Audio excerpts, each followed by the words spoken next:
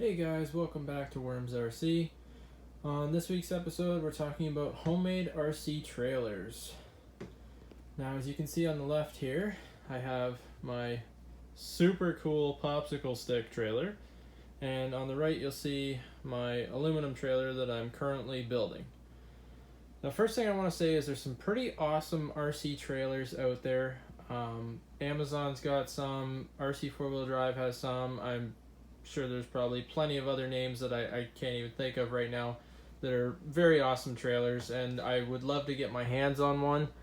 The only thing that I found is they're very expensive, $200, $300, $400 depending on what you're looking at and what you want it to do.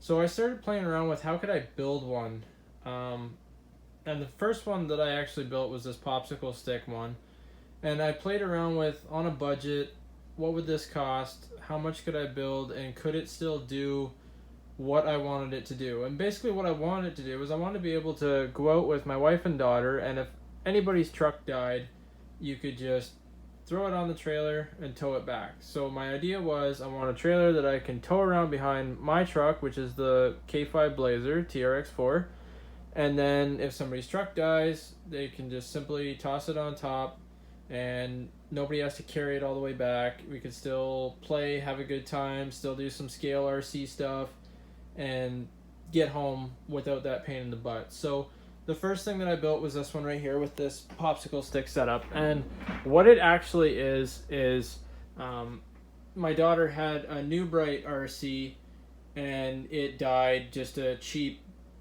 I don't know, it was probably like a $50 RC maybe, back when it was new. Everything about it just went to crap, the electronics, whatever. So anyway, what I did was I took it and I stripped it down to a frame, which basically means I stripped all the body off, all the electronics out of it. I left only the back axle underneath of it. And when I started building this trailer, I wasn't sure if I wanted to build like a full car trailer or just like a cargo trailer. So I left it as a single axle with just the back original axle from the RC truck still in here to be my carrying axle. And then once I built it to about here in length, I realized that no, I want it to be a full car hauler. So what you're going to see here is just a homemade wooden axle. It functions, but I wouldn't use it for a long time carrying much weight. It's cool around the house or the backyard, but if you're going on like a trail run, no, it needs to be a real axle. This one has carried the weight for the most part, and it's worked pretty good. But like I said, as a budget build, I probably have, well, I mean, the RC frame that I've used here was just going for garbage, so that was nothing for cost. Popsicle sticks, bunch of hot glue, and some time. I'm going to say, at most, I probably have $15 tied up in this thing, if you're buying brand new popsicle sticks and brand new hot glue to be able to build it. And then just a bunch of my time. So like I said, I started out with a frame. I just kind of chopped the plastic down so that I could get to a flat surface to start on. Then popsicle sticks, use some skewers for reinforcements back to the plastic of the frame. Then going this way, as I said, when I realized I wanted it to be a car hauler, I built a second axle setup for it. It has no strength. It's cool. It functions, like I said, for around the yard, but I wouldn't recommend it long term. Definitely, if you were going to do this, you could definitely build it with the popsicle sticks and such, if you're willing to spend a little bit of money and get something better for an axle setup. You could definitely improve on this. And what I did was I made up these beaver tails so that it was something easy to load. Then I made these triangles at the back here, and then I put elastics on to use for tie downs. So I'll flip it back up here. So when it's hooked up to the truck, it's a full deck over basically. Ramp, so you got something you can kind of pull up onto, get up on there, and then at the front I drilled some holes, made it so I've got elastics to go up and around the front wheel, both sides. The back ones, these ones kind of stretch and go over the back wheels when there's a truck sitting on here. And like I said, it does work.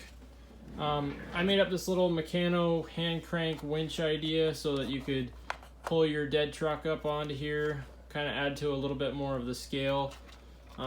I liked what I had for a base here, but for me, this just wasn't really what I was after. I really wanted something that when I go out on a trail run, something can actually get pulled around all day, and then throw a truck on if it has to, pull around all day, and nobody has to carry anything. So I really wanted something that could go the distance. So that's what inspired me to start building on this trailer. Now this trailer is all aluminum construction. I've got probably about $100 worth of supplies in it, I'm gonna say. Now this stuff I bought all from Canadian Tire. Aluminum rivets, aluminum angle, aluminum flat stock. The main aluminum plate was actually something that I had in the scrap pile here, so maybe you'd be 120, I guess, maybe if you had to buy that piece. But I like to recycle as much as I can.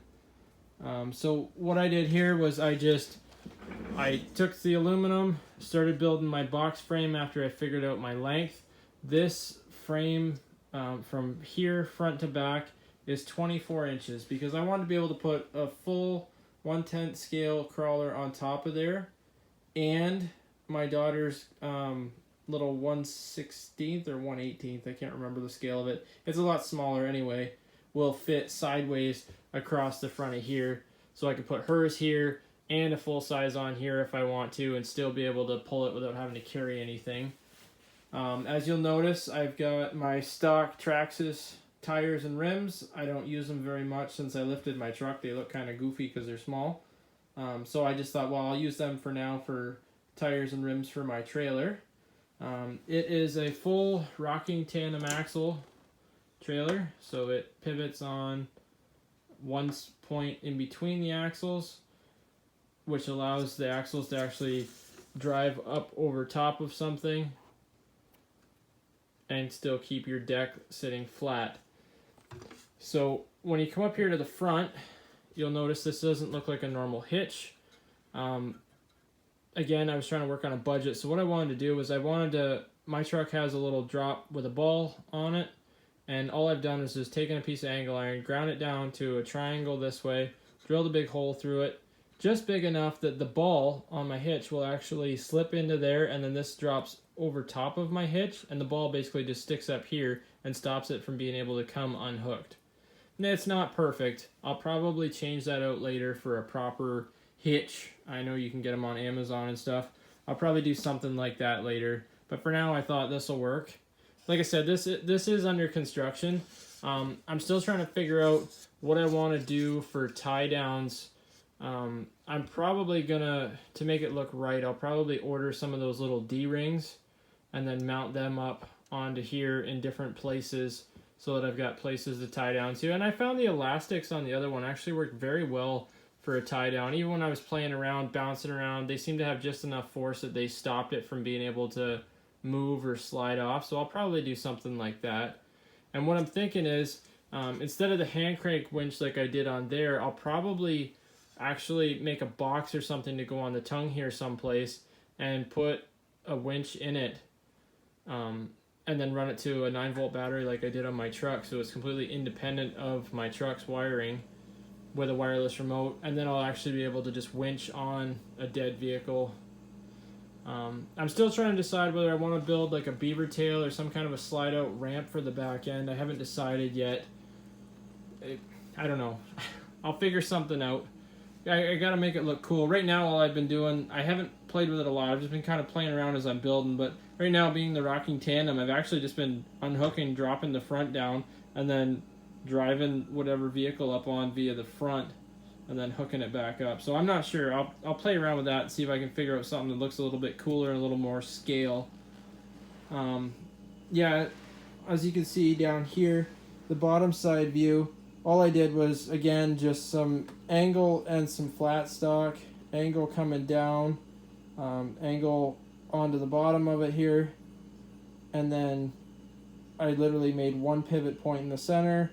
My axle is actually made up out of, what is it? I think it's 8/32 threaded rod stuffed inside of 1/4 inch brake line. And that actually worked out very well. I'll flip this over here in just a second. and give you a better idea here. I just don't want to scratch my table here, so bear with me. Okay, now I know this probably looks like the township generously donated one of their road signs, but it's not. It's actually just a sticker I had a friend of mine make up for me, and then I stuck it on here just because I thought it looked kind of cool to look like I recycled a road sign, but it's not. Anyway, so it's angle iron and flat stock making up these points, and then, like I said, one single pivot point so that my rocking tandem axles have a pivot, and then, as I said, just brake line with threaded rod through it to make up the axles. I actually took the ends from the brake line and stuffed them in here as spacers. You can see my wheels are into it. They actually kind of, they don't fit the hex of the wheels quite properly, but they work really good to be a spacer, and I found that was kind of a little easier than having stacked washers in there, so I just kind of recycled them back in. I think they were just 12-inch brake lines that I bought to use for this, because the trailer itself is 12 inches wide and it's inside of, so yeah, they're 12-inch brake lines, quarter-inch brake line, and then, like I said, 8/32 threaded rod through it. And then I just used some washers where I had to, just to make up spacers so that the wheels and stuff sat appropriate and didn't have any kind of rub or drag from, like, they're not bearings obviously, so yeah, they're gonna wear out eventually. I'll probably try and figure out something better, but for now this is a complete upgrade over my homemade popsicle stick wooden axle setup. Just a little bit of playing that I've done now. You don't see any wear to the threaded rod, so it'll probably be a long time before it actually wears out, but I thought it was pretty cool setup for an improvement over what I had. And like I said, as I go about it, I'll either buy one of the actual pre-manufactureds or I'll finish upgrading this. I'm not sure yet. If I do, I'll try and find something better for an axle setup with bearings, or just make something myself. I'm not sure. I enjoy building. I like building more than anything else, really. I have more fun building than I do actually playing, but yeah, so like I said, about $100 right now into this thing from Canadian Tire just for aluminum. This was 3/4 by 3/4 aluminum, makes up the sides, and I want to say it's 1/8 inch thickness. It was a little while ago that I actually built this frame, and I've been just slowly tinkering with it as I go. Like I said, aluminum pop rivets to hold it together. Recycled wheels, brake lines, threaded rod for axles. Yeah, I just kind of got creative as I cut the front angle iron here just on some fun angles, and then cut it so that I could bend it and wrap it around, and then just kind of sanded it off after I was done to give it a nice look. The front hitch here is actually 2 pieces of angle iron married together back to back underneath there, and then a piece of flat over top just to tie everything together. This is angle iron down and then angle down, and then this is actually another piece of angle iron. Just because the way my truck is and truck height, I actually had to play around with my hitch and get to the right height for it to sit reasonably level when it's got something on the back. But like I said, I wanted something that I could just kind of throw my wife's truck or my truck on top of my daughter's vehicle and still be able to have fun staying in the RC scale when we're coming back from a long trail run, if something has a dead battery or whatever. Yeah, and like I said, that the top is just aluminum. I'm sure you can pick up that, or maybe you've got a piece of aluminum kicking around, or your scrapyard does. And like I said, I had a friend make up that cool sticker for the bottom side, so it looks like the township generously donated a road sign, but it's not. I just thought it looked cool to make it look like that. Yeah, like I said, I might put a winch on there. I might make up some kind of ramps. I don't know yet. I got some more playing around with it to do, and that's half the fun of RC, is getting your own creative juices flowing and seeing what you can come up with. Anyway, guys, I hope this is helpful. I hope it kind of inspires you to build something for yourselves, or gets you thinking about either wanting to buy one or create something. And like I said, the popsicle stick one, yeah, it's cheap. It works. It's not the prettiest. I probably should paint it so it looks a little bit nicer, but there's an example that, you know, there's $15 into that can easily be made at home and give you that freedom of being able to play with it and see if you like that first. So anyway, I hope this helps, guys. Hope everybody's got some ideas. As always, please like and subscribe if you like what you see, and we'll see you next week. Thank you.